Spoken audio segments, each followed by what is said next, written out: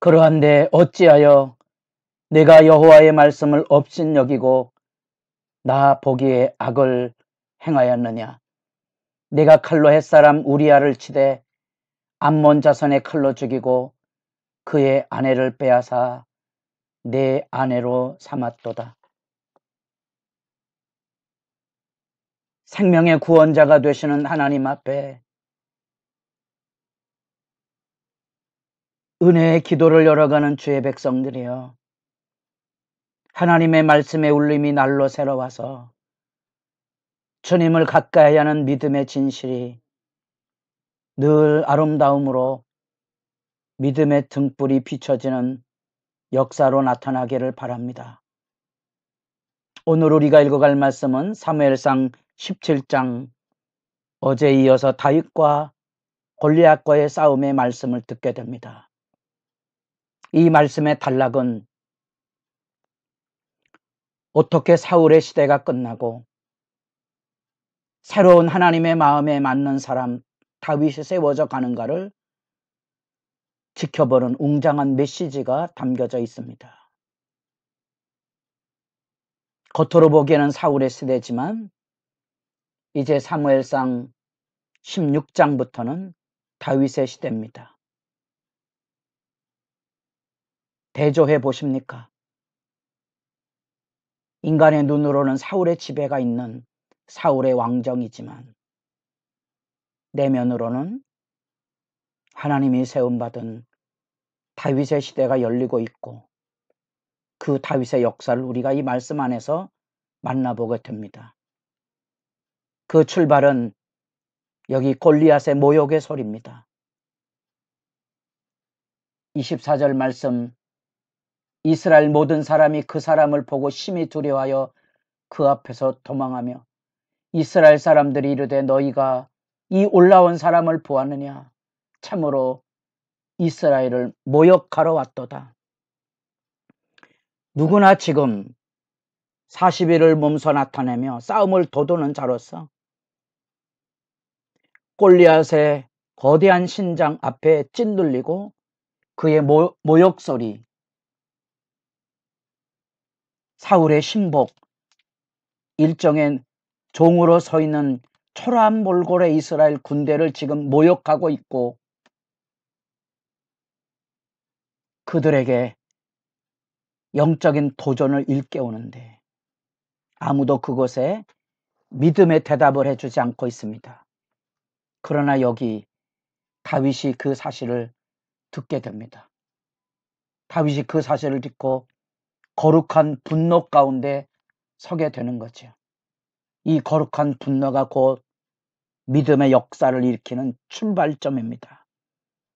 사울은 10장 7절에서 사무엘을 통하여 블레셋에서 자기 백성을 구원해낼 왕의 본분을 일깨우고 기회를 따라 행하라는 사명을 받았고 하나님이 함께 하신다는 확신을 얻었지만 그 사역을 회피했습니다.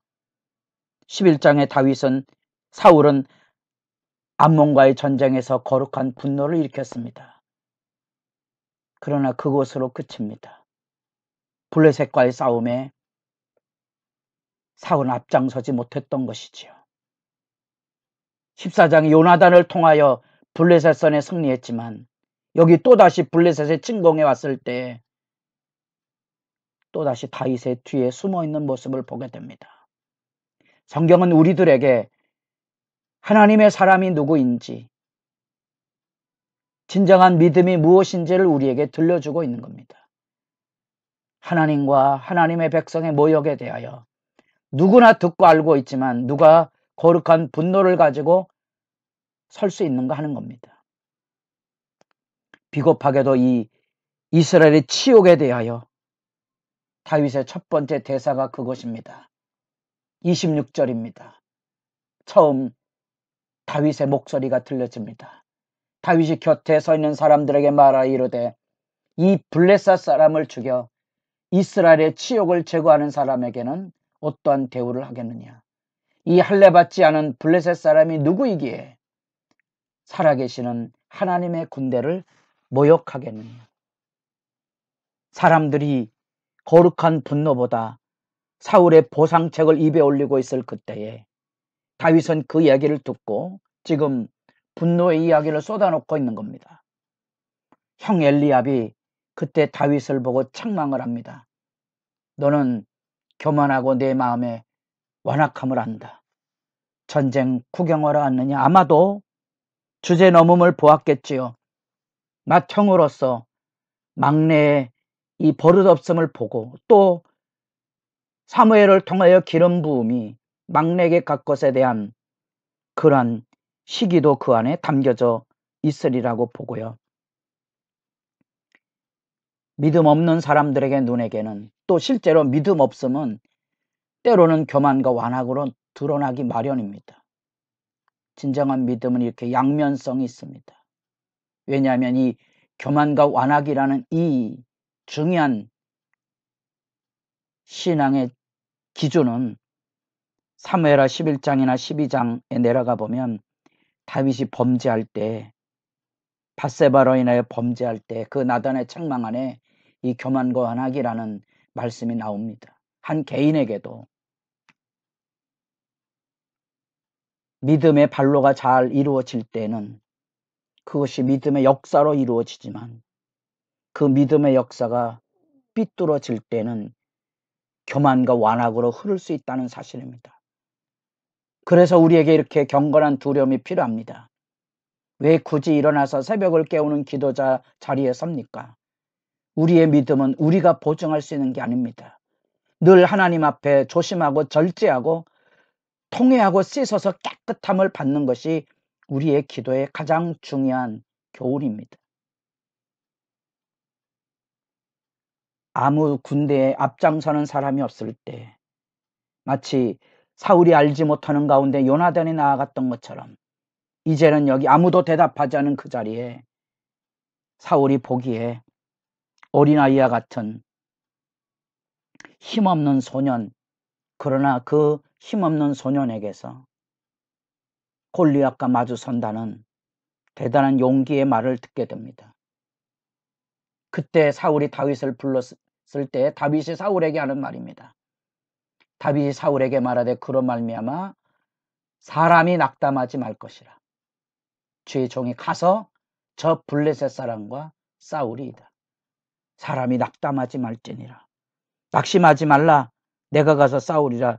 이게 전쟁을 하고 있는 용사들에게 들려지는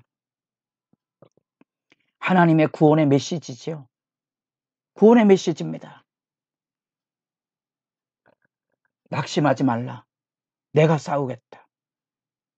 이 말은 사울이 행해야 될 왕의 도리지요.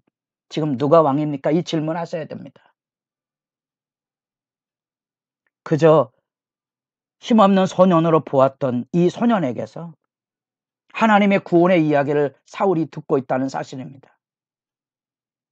그리고 사울은 자기가 싸워야 될 노투구, 갑옷, 칼, 이 군복을 자기가 입고 앞장서서 싸워야지. 그것을 나어린 소년에게 입히는 이 우스꽝스러운 코미디와 같은 일들을 우리가 지금 읽어보고 있습니까? 믿음의 현장에 있어야 될 자기 자리. 우리 사무엘서가 시작이 될 때 무능과 무력에 떨어진 엘리제 세상의 모습을 보고 있지 않습니까? 그런 점에서 보면 우리가 이런 말씀 읽어가며 베나더 살아계신 하나님의 군대를 모욕하는 현실에서 하나님의 백성과 하나님의 사람들이 어디에 있는가? 사실은 우리가 자기 명예와 자기 이름, 자기 자존심은 높여도 하나님의 명예와 하나님의 이름은 땅에 떨어뜨리는 일들을 일상으로 저지르고 있는 영적인 쇠락의 시대를 살고 있지 않습니까? 교회 안의 내적인 문제를 세상 법적에 고발하고 심지어 교회당 앞뒤에 프랭카트를 걸고 교회를 비난하는 일들이 의로운 것이라고 생각하겠답니까? 누구에게 보라고 그 프랭카트를 겁니까? 어쩌면 우리 시대 안에 살아계신 하나님의 군대를 모욕하는 이 영적인 수치와 모욕을 내가 끌어안고 내가 감수하고 내가 가려서 내가 희생해서 그 역사를 일으킬 거룩한 분노를 가진 믿음의 사람은 어디 있습니까? 사울은 그 자리를 회피했지만 다윗은 그 자리에 도전을 열어갑니다. 그 형은 다윗에 대하여 교만과 완악이라고 보았지만 다윗은 그 안에서 믿음의 용기와 비전을 본 겁니다. 승리는 하나님께 있다는 거죠. 그러니까 낙심하지 말아야 되는 거예요. 나가 떨어지지 말라는 거죠. 사람이 낙심하지 말라. 낙심하다 하면 떨어진다는 말이거든요.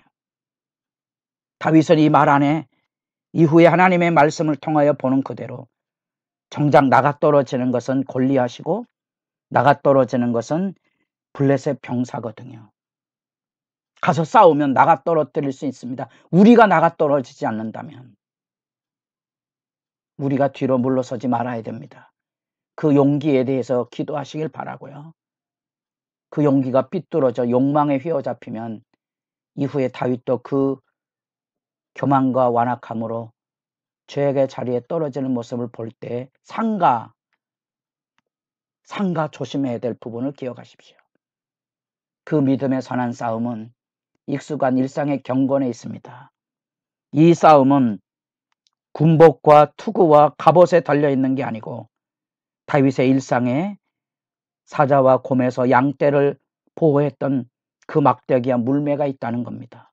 바로 그 일상의 경건에 충실했던 그 역사를 통하여 하나님께서 위대한 승리를 열어간다는 사실을 기억하시고 기도하실 때 우리의 매일의 일상이 하나님의 능력으로 나타나기를 기도하시며 소중히 여기시며 한 사람 내 한 평의 공간을 거룩으로 채워가는 일에 충실할 수 있기를 바랍니다.